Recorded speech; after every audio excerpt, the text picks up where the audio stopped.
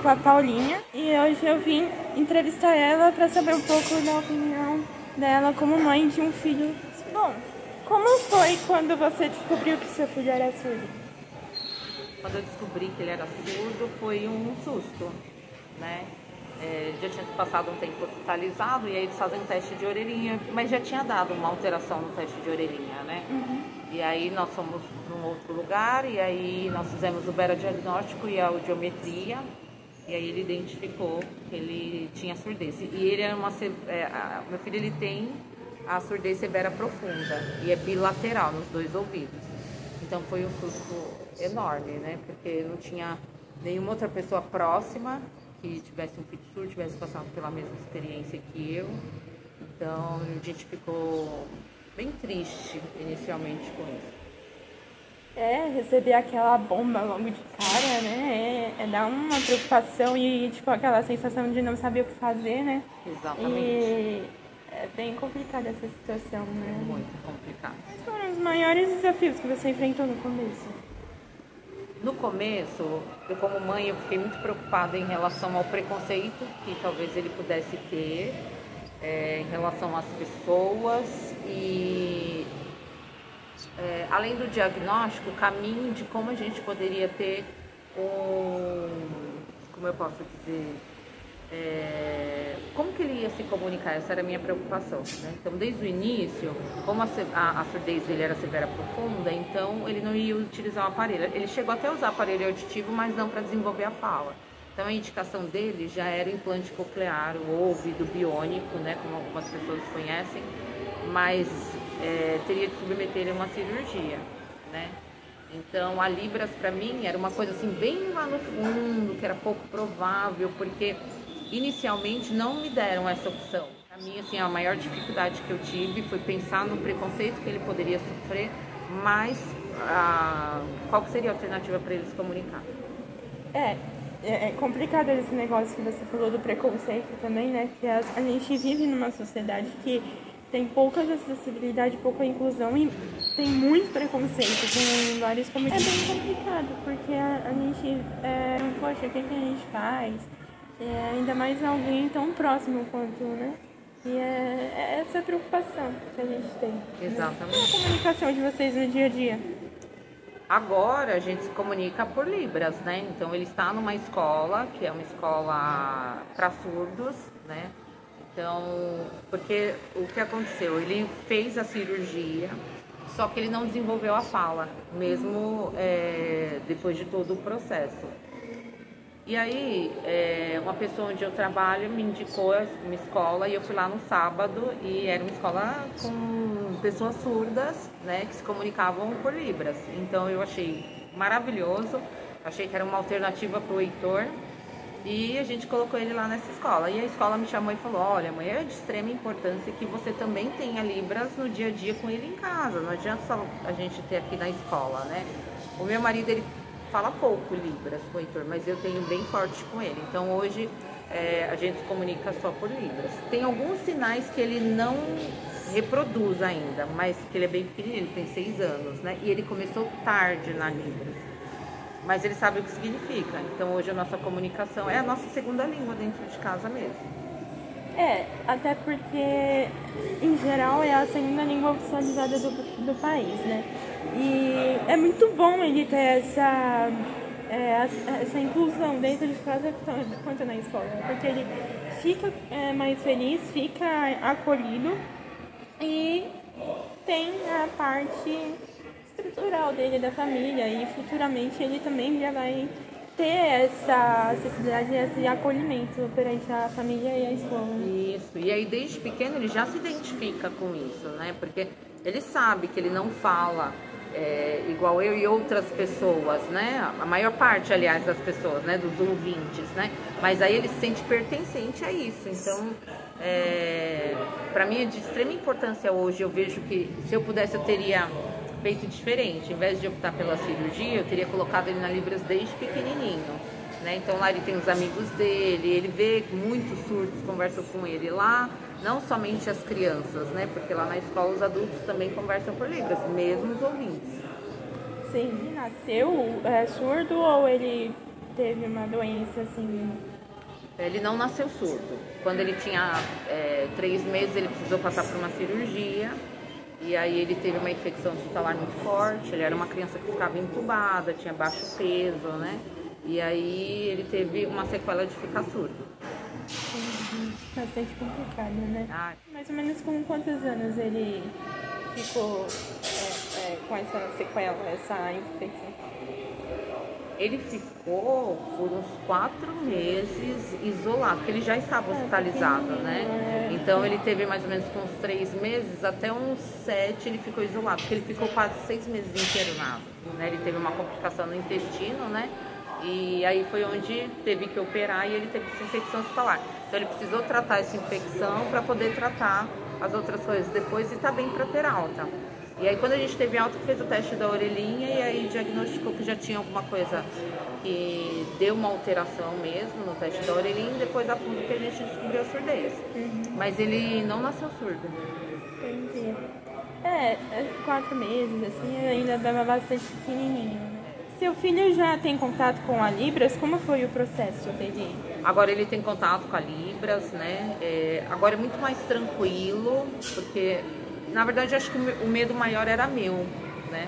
Porque quando ele saiu do Fundamental 5, que ele foi pro primeiro ano, eu achei que ele não tinha a estrutura para fazer o primeiro ano. Porque ele não se comunicava, claro, né? A gente tinha uma comunicação alternativa ali dentro de casa, mas não era o correto, né? E aí eu achei que ele teria dificuldade em várias coisas, né? Porque ele tem português, matemática, ciência, geografia, história, tem as matérias normais, além da matéria de Libras, que eu acho bem interessante, porque já vem toda a história, ser surdo, da comunidade, de como surgiu a Libras, né? Ele tem isso, faz parte. Então, eu achei que seria bem mais difícil, mas a escola também me auxiliou muito, falando, mãe, tenha paciência, e aos pouquinhos ele foi aprendendo os sinais. Então, inicialmente, para mim, o processo foi muito difícil. Mas eu consegui esse recolhimento e eu fico muito feliz que ele pode se comunicar. Então, para mim foi mais difícil do que para ele o processo. Porque, assim, se os ouvintes, como pessoas, enfim, normais, que se comunicam, se escutam, têm o direito de falar, essas pessoas que não têm o direito da fala e nem de escutar também têm o direito de se comunicar de outra maneira. Sim, exatamente. A diferença é que eles se comunicam pelas mãos, né? A gente fala, claro, né? A gente tem alguns surdos que eles são oralizados, né? Não é o caso do Heitor ainda, né? Mas só se comunica pelas mãos, né? Foi a adaptação na escola e o apoio dos professores? Foi o que eu te falei, foi mais difícil para mim do que para ele, né? Então acho que como eles também já estavam acostumados, né, com essa situação, então acho que o medo era mais meu, a preocupação mais minha do que eles. E eles me acolheram de uma forma assim que eu não sei nem descrever. Porque o Heitor chegou lá sabendo poucos sinais, assim, sinais básicos como dormir, o leite, a comida, essas coisas básicas, né? Mas descomunicar de fato ele não fazia. E lá aos pouquinhos ele foi aprendendo, eu também fui aprendendo, né? O pai dele fala pouco, mas eu fui aprendendo também. E se eu não tivesse essa parceria com a escola, eu acho que tinha sido muito mais complicado para mim. E eles acolheram o Heitor, tem uma paciência enorme. Quando tinha alguma coisa que eles sentiam mais dificuldade de algum sinal ou dele ter algum entendimento do sinal com associar um objeto, algo do gênero, eles me falavam, me chamavam, mãe, vamos fazer esse exercício em casa. Então foi muito legal a parceria que eu tive com eles. É muito bom ter essa parceria, essa relação com a escola, né? De poder ter essa parceria com o filho que não escuta, mas ele tem, né? Ele fica bem com isso, né? Sim, sim. É de extrema importância essa parceria nossa, né? Porque em casa eu tenho a visão de mãe, de saber como que é o dia a dia dele e tudo mais, mas às vezes eles como profissionais, eles estão vendo de uma outra forma que às vezes e o meu sentimento às vezes também não permite, né? Que às vezes a gente precisa ali, olha, tá errado, tem que fazer de novo, né? E aí é de extrema importância e foi pra mim de extrema importância.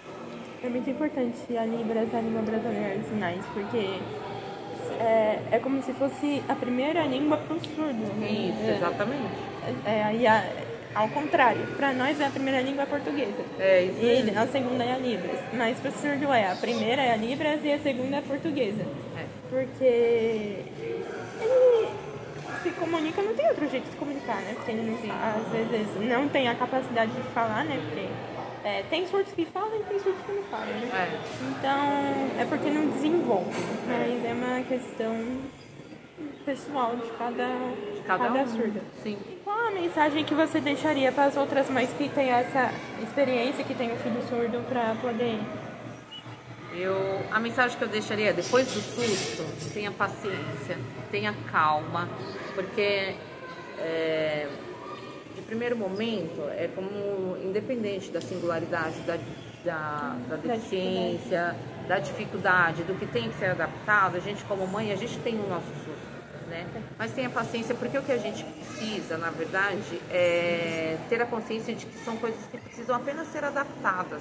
Um surdo, ele pensa, ele raciocina, ele faz todas as coisas que todos os outros fariam, como um ouvinte. Então, ele só precisa de uma adaptação para a comunicação. A Libras, ela parece um pouco complicado no início, mas não desiste, porque é de extrema importância para uma pessoa surda ter a comunicação. Meu filho passou por uma experiência que nós fizemos um acompanhamento, achando que ele tinha uma alteração neurológica, porque ele tinha várias crises e a gente não entendia o porquê. Quando ele começou a aprender Libras, que ele começou a se comunicar, ele não teve mais crises. Então, o que a gente entendeu no final? Era como se fosse uma exclusão, que ele não entendia o que vocês queriam dizer e ele queria ser acolhido. Exatamente. Fora que assim, ele queria pedir alguma coisa pra gente, ele não conseguia. Então, como a gente não entendia, ou a gente levava pra ele coisas que a gente achava que era, ele ficava nervoso. Então, na verdade, depois que ele começou a se comunicar, é que ele parou de ter crise. Então, assim, eu preciso me comunicar, eu não consigo falar pra minha mãe o que eu quero. Então, eu vou ficar brava. Ele era uma criança, ele tinha 3 anos, 2 anos e pouquinho, né? Então, o que eu falo é, confiem no processo, tenham paciência. A Libras é um caminho fantástico que eu agradeço a Deus por ter conseguido encontrar a Libras no caminho tanto da minha vida quanto da vida do meu filho. É muito importante, porque você vai trazer um certo acolhimento, né? Vai Exatamente. trazer uma certa relação entre você e o seu filho. Isso, exatamente. E é muito importante a Libras. Mais a gente fala, mais a gente amplia essas informações para as pessoas que não conhecem, porque eu já tinha visto um ou outro surdo, mas não vivenciar o que eu vivenciei de fato, né? Que eu vivencio o que é a Libras, né? E a gente tem, por mais que a gente ainda fale muito sobre isso, a gente ainda tem muita coisa para alcançar, né? A porcentagem de surdos ainda é pouca, mas eles cada vez mais estão buscando a gente, né? Então, às vezes você ter o interesse de falar pelo menos aprender alguns sinais para auxiliar um surdo, seja numa rua, para ele se sentir acolhido, como você falou. Se eles se sentirem bem, né? Se sentirem incluídos, né? Isso. E porque, assim, analisando as pessoas hoje em dia, que eu te falei, é uma sociedade preconceituosa, mas a gente tem que influenciar as pessoas para não serem preconceituosas com os surdos, porque eles, assim, são pessoas normais. Só que eles não têm a capacidade de se comunicar como você. Sim. E eles querem se comunicar, porém, né, não conseguem. Então, mas eles precisam de um auxílio, precisam de uma inclusão. E essas pessoas, que nem eu falei, que nem você comentou, todo mundo tem a capacidade de se comunicar, né? São pessoas normais e iguais também. Só que é que nem uma fala do Sócrates, eu discordo totalmente dele, porque ele fala como se uma pessoa não pensa ou não fala, não tem a capacidade de se comunicar, ele não é um ser humano. E eu discordo totalmente. Porque se uma pessoa tem a surdez, não tem a capacidade de se comunicar, ou não, quer dizer, de não escutar, e nem se comunicar, né? Porque todo mundo não nasce, tipo, não é treinado. Então, eu acho que eles também querem se comunicar, eles são pessoas normais e eles têm o direito da comunicação. Sim. E assim, a gente não tem só a Libras, né? Então tem comunicações alternativas também. A gente tem recurso, a gente tem recurso, né? E eu entendo que também não é fácil, né? Porque não é só você aprender o sinal, né? Você tem a datilologia, né? Você tem o alfabeto, a expressão facial conta muito para um surdo, mas se a gente tiver pelo menos pessoas dispostas e que tenham a empatia pelo outro, eu acho que às vezes só uma coisa básica já faz toda a diferença para um surdo, né? Com certeza. Então você imagina que eles vão ao supermercado, eles querem tirar uma dúvida, eles vão no médico, eles vão em bibliotecas, em shoppings, dentro de lojas. E às vezes o básico que você souber faz toda a diferença para ele. Sim. Você ter um intérprete é de extrema importância, né? Seja na igreja, seja no mercado, seja em qualquer lugar que ele precise de um atendimento. Né? Então você tentar se expressar, tentar comunicar, e também não tem só a questão das pessoas que não sabem, também tem a questão das pessoas que elas não têm interesse. Né? E o meu objetivo com esse projeto é influenciar pessoas que terem o interesse de aprender Libras, porque Libras é uma língua, é a segunda língua oficial do país e que ajuda muito essas pessoas que não têm a capacidade de escutar nem se comunicar. Exatamente. E assim, eu acho de extrema importância, ainda mais vindo que a sua idade, as pessoas que você tem à sua volta, porque você ainda vê algumas pessoas mais interessadas, mas são mais adultos, que já tem. E aí, você trazer esse projeto na sua idade, e eu tenho certeza que seu projeto vai longe, para mim é de mais importância ainda, porque eu imagino, o meu filho hoje, que ele tem 6 anos, né? Mas ele vai para o ensino médio, também me preocupo da comunicação, dos colegas que ele vai ter. Será que esses colegas terão interesse em aprender alguns sinais? Porque eu posso chegar para a escola e falar, olha, eu preciso de um intérprete, vou colocar um intérprete, mas como que ele vai socializar?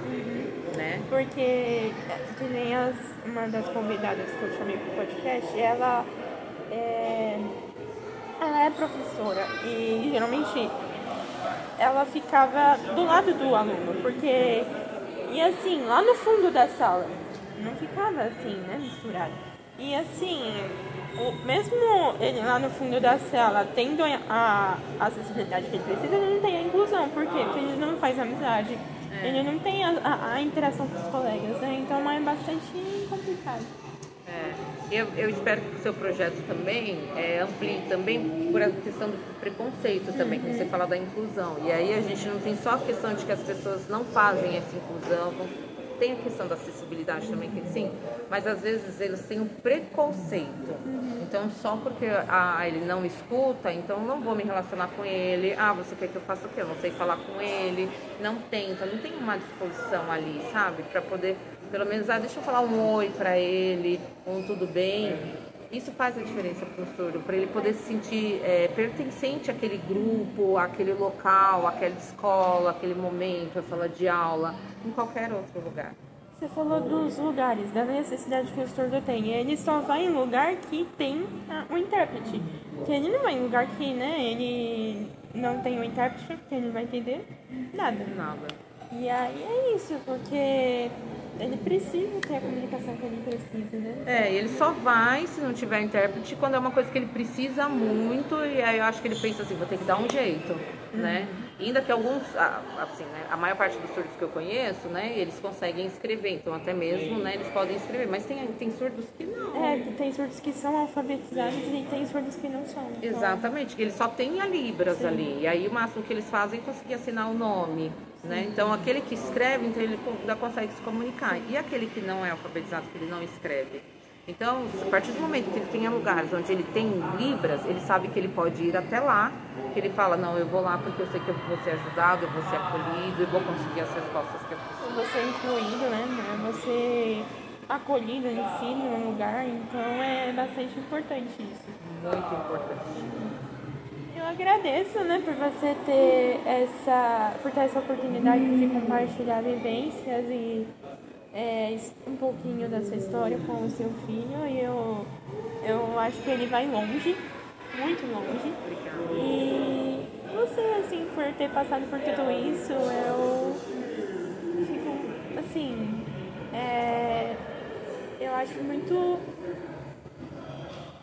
preocupante, mas eu sei que vai ajudar ele, vai dar tudo certo. Eu também espero, já passei bastante coisa com ele, o preconceito existe, ainda é muito forte sim, Mas eu tenho fé que quanto mais pessoas falarem sobre isso, mais isso vai ser, não é normal que eu possa dizer, mas a gente vai ter mais pessoas que vão conseguir auxiliar os surdos. Quem sabe daqui a uns 10 anos muita coisa não vai ter mudado. É para isso que a gente torce, é isso que a gente quer que a sociedade mude, né?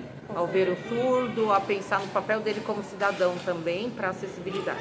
Exatamente, porque ele precisa. Ele é uma pessoa normal como qualquer outra. Exatamente. Só que tem a surdez. Ele só precisa de uma adaptação, né, Lu? Só isso. Adaptação, E pessoas que tenham a disposição de poder se ajudar, comunicar e ajudar. E muitas pessoas precisam do amor para ajudar essas pessoas, porque a primeira coisa para ter um interesse em Libras é o amor e estudar muito. Porque fora isso, é bastante. Eu olho a comunidade com um olhar que, tipo, eles vão longe. Muito, né, por ter essa coisa, essa convivência com você. E eu vejo também que essa comunidade, assim, precisa muito da nossa ajuda, dos ouvintes. Muitas vezes a gente é mais acolhido por eles do que eles por nós. Né? Então, quando eu conheci a Libras, que eu fui atrás para ver, que eu tentava me comunicar com alguns surdos e tudo mais, e aí às vezes eu me enrolava nos sinais, e eles foram super pacientes comigo, sabe? Então, a gente precisa retribuir esse carinho que a gente tem, que eles têm com a gente. Né? Às vezes a gente pensa assim, né? Eu não sei Libras, não posso fazer nada, não posso ajudar, não é assim? Fazer ou, sei lá, ajudar a ter uma adaptação para essas pessoas surdas. Sim. Porque elas precisam muito. Sim. Nós também. Bom, eu agradeço do fundo do meu coração por ter compartilhado momentos e vivências com você. E obrigada por você ter esse momento comigo também de compartilhar vivências e poder contar um pouco sobre o Heitor. Eu acredito que ele vai longe. Ele vai, nós vamos. Eu agradeço, viu? Para mim é muito importante falar sobre isso.